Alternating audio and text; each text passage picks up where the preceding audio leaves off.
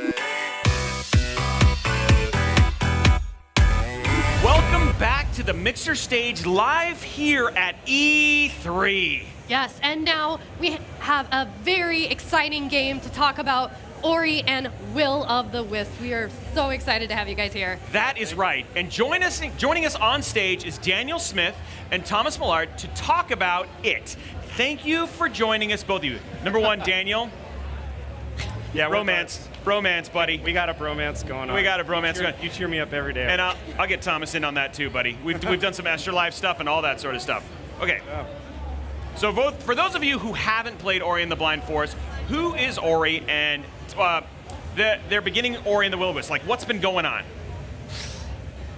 That's a good question. Ori is a forest spirit, and here's the thing. People really love the story for Ori and the Blind Forest, and we don't really want to give anything away yet. We don't want to spoil anyone, so I'd rather skip that one. well, one thing I think we can say is that we listen to our community a lot. We really listen to what they love, what they don't like, and we really try and incorporate that into what we're building now. And I think people really attach to the emotional storytelling, and we'll definitely bring that back. I mean, bring your tissues, Okay, that's awesome. So basically, hashtag no spoilers here on the Mixer E3 stage for Ori and the Blind Forest, and now Ori and Will of the Wisps. Yeah. So, I mean, what are some of the influences behind Ori? Like, it's such a beautiful game in terms of its art, its mechanics, its narrative. I mean, just tell me about how did we get here? What made you make this? I mean, there's definitely many influences for me. I grew up playing games like Super Metroid, Symphony of the Night, those kind of things, right? And in terms of art, we're definitely also always inspired by Japanese art. I'm a huge fan of Miyazaki, Studio Ghibli, right? But yeah, I do think Ori kind of became its own thing, and I think one thing that people kind of know now about Moon Studios is that we're a distributed studio. That means Moon Studios doesn't have one office. We have 50 people working from 34 different countries. And what I like about it is that this multicultural thing, right? You really see it in the game that everybody has a little bit of say in what the game becomes. That's amazing. I didn't realize that you guys had so many people from everywhere working on it. But yeah, now that I'm thinking about it, it totally makes sense. It's an interesting model to work through. Just being a producer at Microsoft, there's always somebody working on the game, no matter what hour it is. And it's great. We just leverage all kinds of online communication tools to just be able to work like we're all in the same room. So. Yeah. So when you guys talk about the art style, which we were just talking about a little bit before, between Ori and the Blind Forest and now with Will and the Wisps, given that art is such a striking piece of this game, how has the art evolved between the two titles? Yeah. So there's basically two big things that you guys can focus on here, right? The first thing that I would say is we really wanted lighting this time to be a much bigger thing and make it fully dynamic. So in Ori and the Blind Forest and in most other 2D games, what you do is you paint the lighting into textures, right? This time we didn't really want to do that. We really wanted to, it's a crazy technique that we're using where for every single texture that we paint, we also have to paint 6 more textures to just tell the engine, okay, here's how the lighting works, here's how an asset looks when it's lit from up here, from the sides and so on. But the good thing that you get there is when Ori casts spells now and so on, that every environment gets lit in the way you would think it would, right? And it just it creates so many beautiful compositions this time around. And the other thing is we really we created these physics tools so that everything you jump on, for example when we see Ori jumping on mushrooms now and so on, right? Or on any wooden structures or anything, everything behaves the way you would actually think it would, right? Everything is a little springy and so on, everything has a little bit feedback, and that might seem like a small thing, right, initially, but then when you actually are in the world, it makes everything feel so much more tactile that you jump over wood and it cracks a little, right? And then you keep jumping and so on. Everything just has to feel great. We are huge about game feel. On the first game, we spent 1.5 years just tweaking the controls and fine-tuning. And so this is part of that, just this constant strive of making the game feel better and better and better. I think one of the real big pillars that we're bringing here to E3 is just how many ways people can engage with the game now. I think a lot of people, it's been really fun for us to watch the YouTube reactions of people who saw the trailer and they saw Ori swing a sword and shoot a bow and things. They're like, oh my God, and there's so many ways for players to engage in Ori. For instance, I can open up my item wheel here, and I've just got all kinds of choices right at my fingertips. I can just switch these things up on the fly. Also, if you see this, the only button that we actually hard map now is the jump. Jump is on A, and everything else you can map however you want. Yeah, and literally like in mid combination, I'm able to just like do all kinds of switch ups and things. So, and honestly, like, if you watch a lot of Let's Plays and streams of Blind Forest, a lot of people really engage in the game the same way. We already know we're going to see a big difference there. People are going to, we're already seeing an internal test. People are like, they have favoritism towards like, oh, you like the sword more. That's so interesting. I'm actually much more for the hammer, and so there's going to be a lot of variety in the streaming, I think, that happens. So, speaking of that, right now we are actually playing a demo of Will of the Wisps. So tell me a little bit about the demo. What are people expecting? And this was stuff that people could play at the Xbox experience over at the booth. So at E3 this year we're featuring the Windswept Wastes. That's kind of like our desert environment. For me as a game designer, it's really important that every single environment has a unique thing going on, right? So we did that already a little bit in Ori and the Blind Forest. Like if you remember playing that game, like suddenly you were in the Forlorn Ruins where you were walking up walls and the gravity was all different, right? Yeah. So this time we really want to go even further and like really say, okay, like a lot of indie games, for example, have one hook and then they do that through the entire game, right? And I mean, I always loved how Nintendo and Miyamoto and so on were doing that with like, okay, no, every single area has something unique and cool and new, right?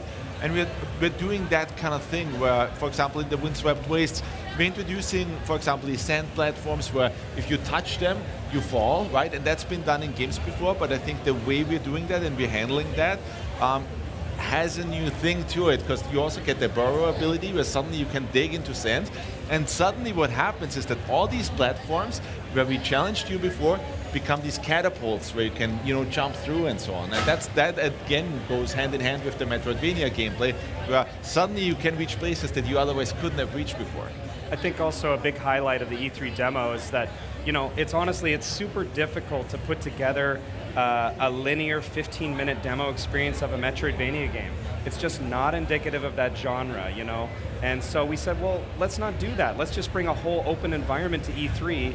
Let's let people explore. We're going to hide all kinds of things in it, put Easter eggs, put things that like some people will find, other people won't.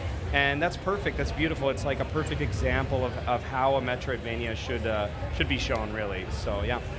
It's been a great E3. Reception's been so good.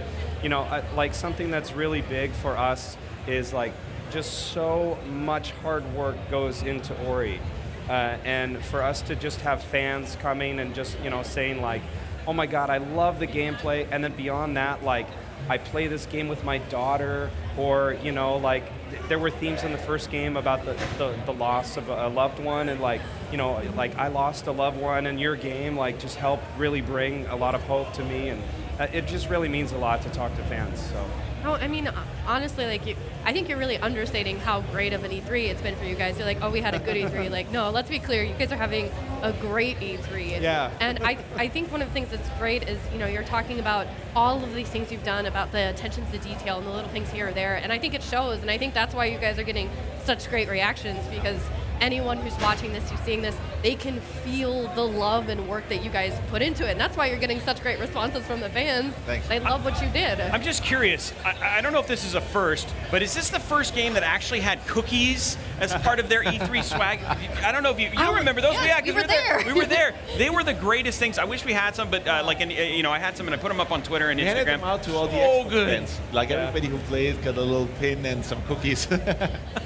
Yeah, it's so funny when that idea came up from our marketing lead, Kyle Suzuki. I was kind of like, cookies? Okay, all right, let's go with it, and I am so surprised. Like everybody just absolutely loved that, yeah, it was a good way to end people playing the demo and in the behind closed doors interviews.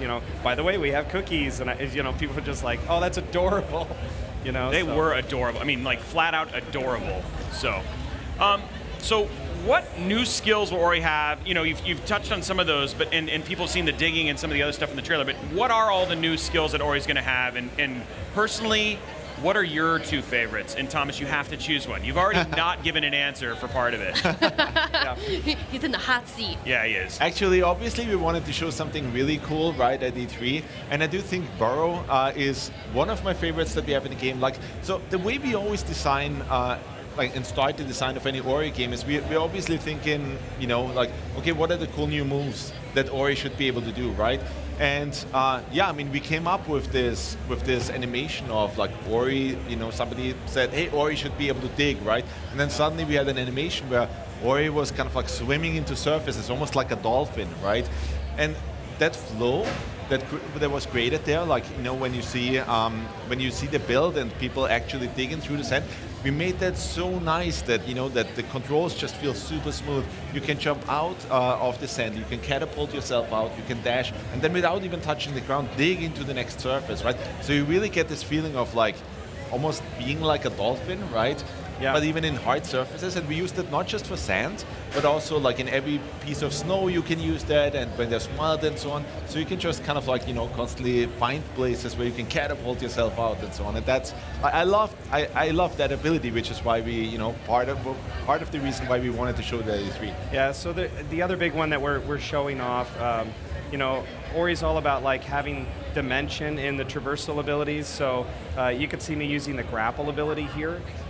It's just kind of like a nice like lightsaber Indiana Jones whip, I guess. And you know, it's very fluid. You can like sort of traverse through these different flowers that are hanging. But again, I think you know, we had a design philosophy in Blind Forest, and we're carrying that over here, where the traversal abilities should have a lot of dimension. So you might have seen me already using this ability in combat as well. And so that was important to us. Same thing as the burrow ability. You can use it in a variety of different ways. And let me go get that. Actually, it's time for me to make my way over there. So, you know, you just mentioned using abilities in combat. So how is combat and focus on combat changing in Ori and Will of the Wisps? Oh, it's completely different. Like It didn't evolve.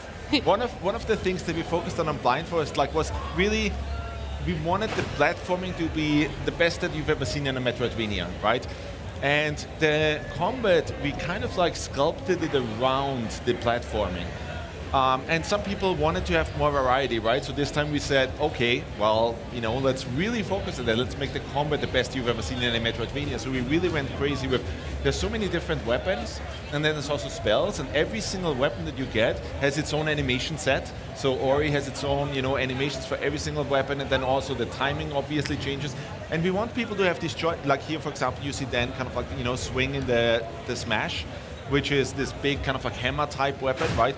And the timing is completely different. So we want people, like the enemies also are different now. So we want people to have these experience of like, you really have to predict when an enemy is gonna come launch towards you, right? And then bam, if you hit them with the hammer, the timing and everything is different than if you use a faster weapon like the Spirit Edge, right? Yeah. So here we are, we're collecting the second featured ability in the demo. This is Burrow. So you heard Thomas talk about. Yeah, now you kind of see what I talked about before. Like then, we actually put it on the same button as the dash, right? Oh, man. And what you see kind of like is, hey, you can also still dash in the sand, right? But yeah, I mean, Dan can pull off some cool moves here. Without even touching the ground, you can just immediately dig into surfaces again, right? And kind of like catapult yourself out and so on. And it just perfectly complements the moveset that Ori has. Yeah, so this is married to the same button as dash. So yeah, it feels completely fluid. You almost feel like a ninja dolphin or something, you know. A ninja dolphin. Yeah. Man, I hope, yeah, and that'll be Ori's new website, ninjadolphin.com. I'm kidding. And Daniel, I give you credit. You know, I've been following you. You're making this game look really good right now, and I just want to instill some confidence in you that you're doing a really good job. Oh, thanks. Yeah, I needed that. Yes. Yeah, I know you did. It's so hard to both play a game and be in an interview. I tried it yesterday, and I literally could not do it. I was the worst Overcooked player in the world. So like the fact that you've been like actually playing the game and talking to us, I'm amazed. Well, And we've this- had some practice over the last couple of days. There's been a lot of interviews and a lot of hype. But also, I mean, this is an area that is already a couple of hours into the game, right? And the cool thing about the Metroidvania is, well, at the start, it's not asking you to do absolutely insane things yet, right? So as designers, we can teach you, every step of the way, and then when you actually in the final game get to this bit, you'll be prepared for it. Yeah. Okay, so I have been following Will of the Wisps since the beginning. Like I was actually there like as things kind of transitioned and it became an Xbox One. But one of the things I remember seeing really early on was the first time when they did the story with the music and you watched the whole thing as they got fed and then it died and then Ori went off. And it was a super emotional moment and everybody had like, and then from there on, throughout Ori, it's always been super emotional. How are you going to have that same kind of emotional roller coaster? Can we expect similar things from Will and the Wisp? Well, we didn't want to completely repeat ourselves and be a one-trick pony, right? But to me, it's always about themes, and with Ori, we use allegory, right? So we tell these stories that are very human stories, but with these kind of like fantastical characters, right? So to me, the theme for Ori and the Blind Forest, it was really a lot about the love that parents have for the children. Yeah. And this time it's different. Like you've seen that little owl, right? And the theme is really much more, siblings and the love we have for each other. But I mean, like, how did you manage to put so much emotion and nuance into like a tiny little creature? Even if you're just looking at the screen right now, like it's such a small part of the screen, but like you communicate so much through Ori. Like how did you do that? I think that's part of the trick though. Like we do keep the design consciously simple, right? Like if you look at things like Mickey Mouse and so on, the shapes, like it's very recognizable, right? And still simple. And we try to do the same thing with Ori as well, because it's such a simple character, you can very easily kind of like project yourself into him, right?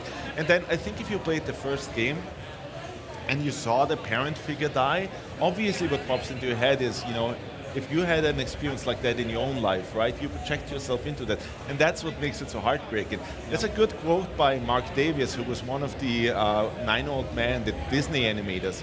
And he said, really we're only doing 50%, and the other 50% is being done by the audience, by just projecting themselves into it. And that's something that I always kind of remembered.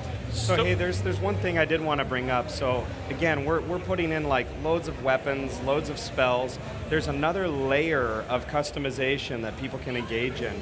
So there's actually something that we're called the Shard system here. I'm going to go ahead and collect my first shard, and I've collected the compass shard here. Now if I go into the menu, only for this demo, you can equip 4 shards. You'll be expected to equip more in the future. But the shards offer a new layer of complexity in the way people will engage with Ori.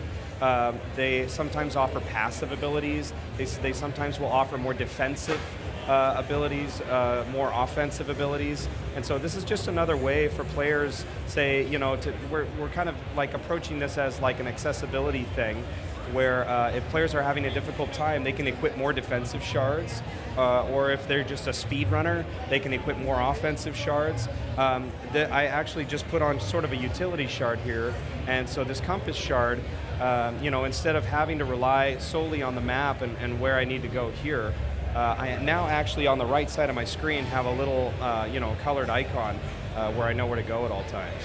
Did you just want to say accessibility for me because you knew I was? I did. Yeah. I knew you were going to pick up on that, and mad props, obviously, but yeah. Oh, he knows. We talk about he knows accessibility. Oh, I know it. Yes, I know he does, and Daniel does a lot of just really great things around autism and other stuff, and I know Tara as well, and I do with Extra Life, and so it's awesome to be on the stage with all you guys. Let's get back to Ori though, real quick. When you guys initially did this, and we talked about storytelling and stuff, was it your hope to make games cry? Because gamers did cry. No, we don't. We obviously don't go out and say, oh, let's make a game that makes gamers cry, right? It's really about just sitting down with the blank piece of paper and saying, maybe we want to tell a story with memorable characters, and really kind of like you start thinking about experiences that you had, right? And you put that down, and at some point, these characters become believable, and we put them into situations that people can identify with. And I think we have a little bit of a knack for putting them into situations that are kind of a little bit sad, yeah. So you touched on it a little bit. It sounds like although you have a different theme, there's still going to be some of this in Ori and the Will of the Wisps, or are we seeing like more changes? All right, well, but hashtag no spoilers. Like, obviously, don't give anything away. Yeah, so I mean, yeah, again, I really don't want to spoil anything because I think people had such a phenomenal response to Blind Forest.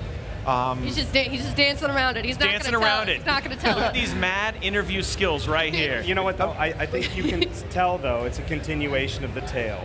So you see the baby owl Ku, gets born, and you see it's kind of a family in the cave. Well, the one thing that we can give away is that the game literally starts moments after Ori and the Blind Forest ended. Yeah. Okay.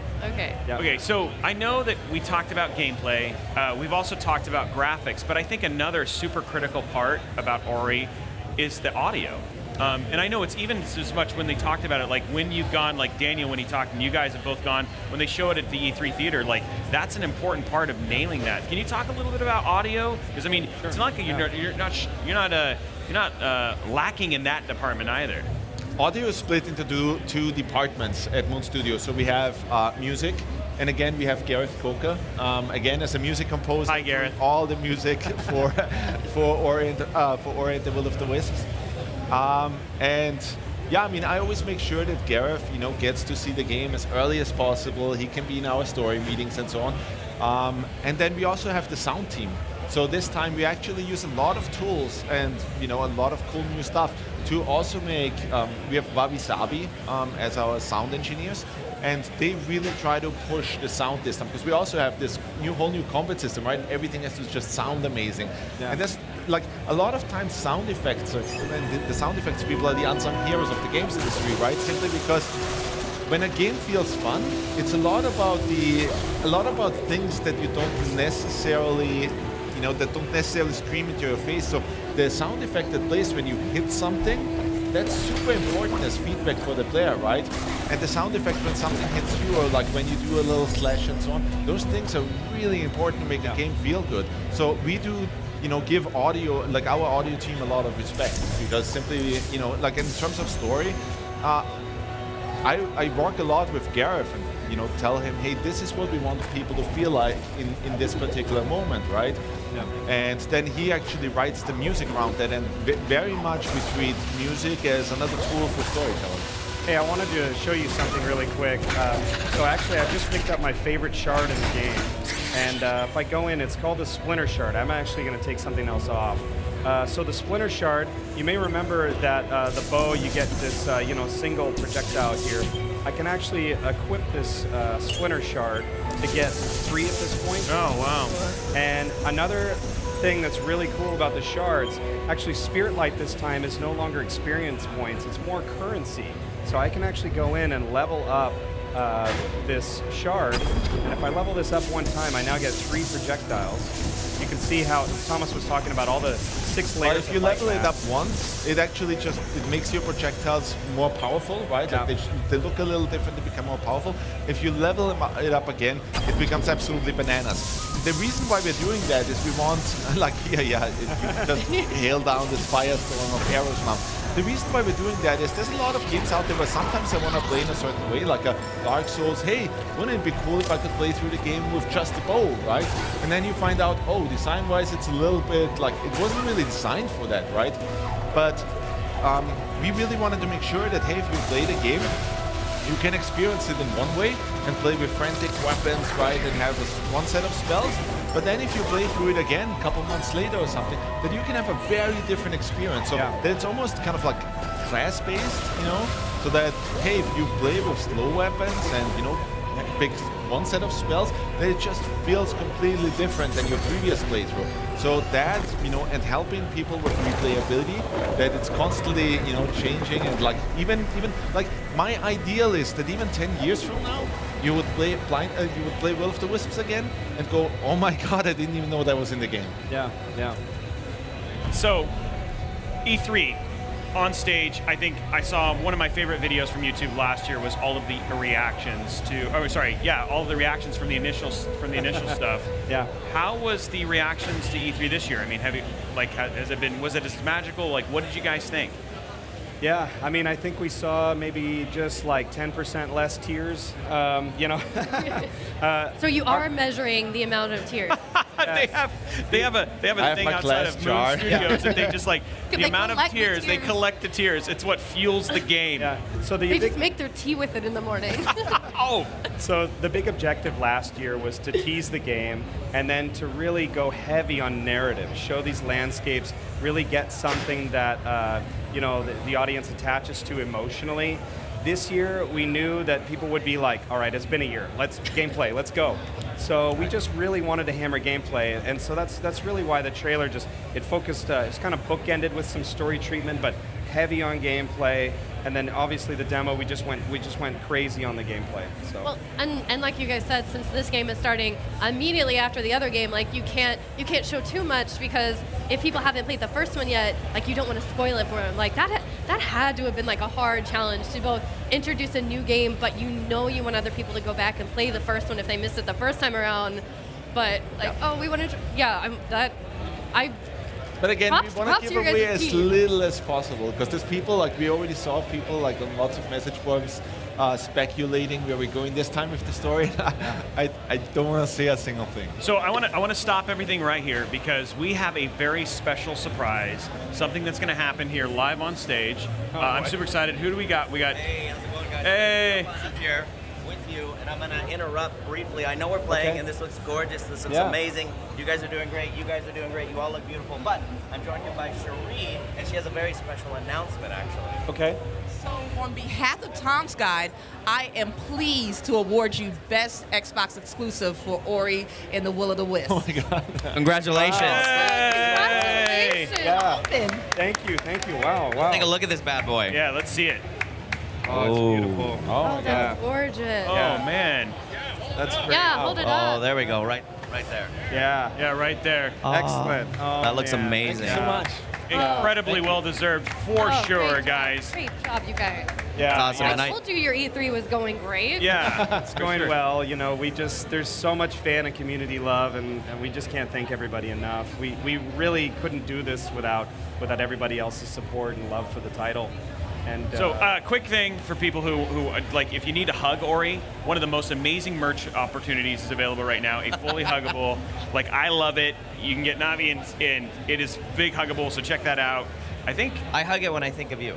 Oh, Oh, When I miss you, I just Yeah. give that little thing a hug. I'll get you. Okay. I'll get you one for me. oh, I'm good. I'm good. Okay, so I think it's time. I think it's time, Tara. yeah. And it's time specifically for trivia, so warm up those controllers for the trivia. You're gonna have to sign in, and you have 8, 7, blah, sign in. You gotta do it. You got to do it right now. So make sure you're logged in and ready to answer, because the faster you answer, the more points you get. So, first question. Oh, Stein. Oh, happy birthday. by the way. Okay, happy birthday, Stein. All right, when was the original game Ori and the Blind Forest released? 2011, 2013, 2015, or 2016? Remember, Okay. the faster you answer, the It's more almost points over. you get. It's almost over. It's almost over. All right. Okay, guys, yeah. question. I know. I You remember? I know what it is. Okay, good. What is it? What's the correct answer? No, you can say it. 2015. That's All right. right. So congratulations, 2015. Actually, Daniel, why don't you take the next the question right there? Okay. You can read it on the prompter. It's Yeah, you larger. can read the prompter. Okay, the Ori series is developed by Sun Studios, Ghost Town Games, Square Enix, or Moon Studios. Okay, so I'm curious if a couple people will switch between these two, because I mean, like, honestly, two really great ones in there. But your time's up. What is the correct answer, Thomas? It's Moon Studios. He knows where he works. He You guys are knows where he works. killing Oh, wow. this trivia. Oh man. Okay, Thomas, you want to take the next one? The last trailer we saw revealed Ori's new animal sidekick. What animal was it? Owl, chipmunk, cat, or dog? All right, guys, come on. You have 8 seconds. 8 seconds to get your answers in. Was it an owl, a chipmunk, a cat, or a dog? Those are all great animal companions, though. This is like the questions that Thomas was like, what should we have? Okay, what's the correct answer? Daniel. Coup, the owl. Okay, Yep. the correct answer is the owl. So, in August 2017, it was announced by level designer Milton that was joining the Ori team. Rusty. Yeah, thank you. Thank yeah. you. Was joining. What game is he known for working on? Was it Axiom Verge, Castlevania Symphony of the Night, another Metroid 2 remake, or Shantae half genie hero? These are great questions. These are great questions, yeah. Okay, time's up. I didn't read that very fast, sorry. I didn't want to butcher the name. Careful, don't spoil it. Okay, so what's the answer? Another Metroid 2 remake. Yeah. Oh, most of you guys went with Castlevania Symphony of the Night. I'm sorry. I'm sorry. Why don't you take this one? We love you, Milton. All right, at the DICE 2016 Video Game Awards, Ori and the Blind Forest took home all of the awards except, Wow. ooh, was it Outstanding Achievement in Animation, Outstanding Achievement in Art Direction, Outstanding Achievement in Music Composition, or Outstanding Achievement in Sound Design? That is a crazy that you guys got that many. All but one. I'm pretty sure the one they didn't get was the one that they made up. No, just kidding. What's the correct answer? All right, Outstanding Achievement in Sound Design. 35% of you guys Yeah. got that one right. Okay, so Ori and the Will of the Wisps teaser trailer at E3 2017 went through a number of iterations. Can you guess how many that was? Was it 100? Was it 500? Was it 1,000? Or was it 2,000? Given Daniel was on this, I'm guessing it's got to be, I bet you it's not in these, it's 15,000, but we just made it sound less than actually what it was. Okay, time's up, guys. The correct answer was, believe it or not, 2,000. And that does not surprise That me is- having worked That's like with you more guys. than that. That is insane. And apparently you guys playing trivia couldn't believe it either because only 12% of you answered that one correctly. All right, next question. So, gameplay programmer David Clark described the team as being inspired by current and classic adventure games, notably, which was it, Overcooked, Gradius, Rayman and Metroid, or Super Mario Brothers. All right. Okay, what's the correct answer, Tom? Oh, wait, hold on. These are great questions. No, Now now you can you do. answer. Oh, sorry, I was getting ahead of myself. Do you know the correct answer, Thomas? I think it said Rayman and Metroid. That's right. That's right. Rayman and Metroid. All right, and 68% of you guys got that one. Great job. So, all right, great stuff. I mean, you guys, thank you so much for coming and hanging out with us again. Yeah, it's a you guys pleasure. are great. Oh, the winner! We have our winner on the leaderboard. Oh, yeah. Okay. Congratulations to Our- Ogbog Tens, B10s. We're so sorry for butchering that. Boys. With 95 points. Ogbog B10Z. Yeah. There you go. That's amazing. Rolls off the tongue. He's the Ari guy. Awesome. Good. Cool. Yeah, congratulations. Yeah, and again, thank you guys so much for coming, and congratulations on your award. So now it's time to check out the floor to see what our friends are up to. So go ahead, take it away, guys.